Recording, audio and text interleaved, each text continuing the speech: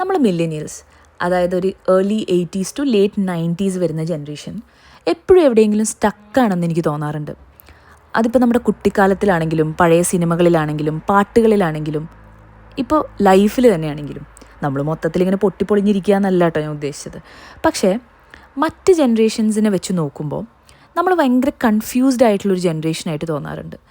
ഒരു major shift സംഭവിച്ച generation.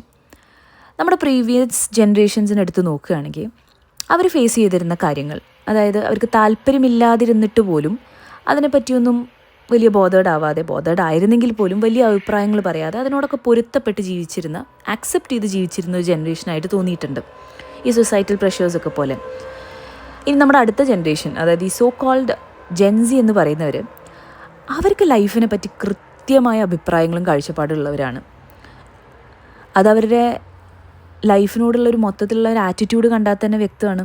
About their bodies, clothing, relationship and even on social media that's pretty evident.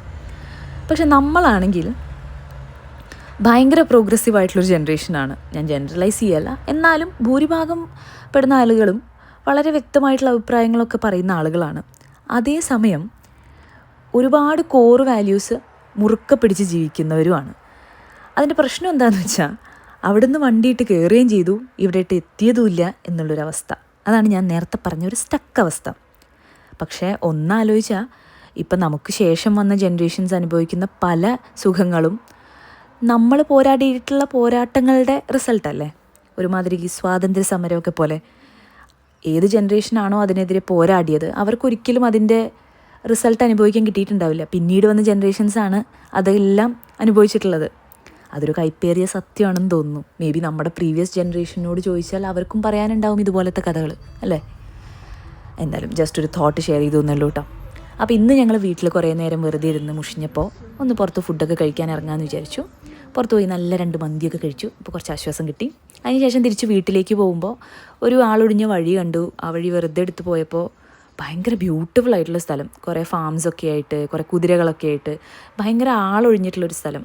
അതുകൊണ്ട് തന്നെ നല്ല പീസ്ഫുള്ളായിരുന്നു കേട്ടോ. ഒരു ഒച്ച പോലും കേൾക്കാതെ ഭയങ്കര ശാന്തമായിട്ടുള്ളൊരു സ്ഥലം. നല്ല തണുപ്പായതുകൊണ്ട് അധിക നേരം പുറത്ത് നിന്നില്ല, എന്നാലും കാഴ്ചയൊക്കെ കണ്ട് കുറച്ച് നേരം അത് കൂടെയൊക്കെ നടന്നു. പിന്നെ ഞങ്ങൾ വണ്ടി എടുത്ത് തിരിച്ച് വീട്ടിലേക്ക് പോന്നു. പോരുന്ന വഴിക്കും കുറേ കുതിരകളെ കണ്ടു കേട്ടോ. കാണാൻ തന്നെ ഭയങ്കര ഒരു എടുപ്പുള്ള മൃഗമല്ലേ ഈ കുതിര. എനിക്ക് ഭയങ്കര ഇഷ്ടമാണ്. അപ്പോൾ അത്രേ ഉള്ളൂ. ബൈ.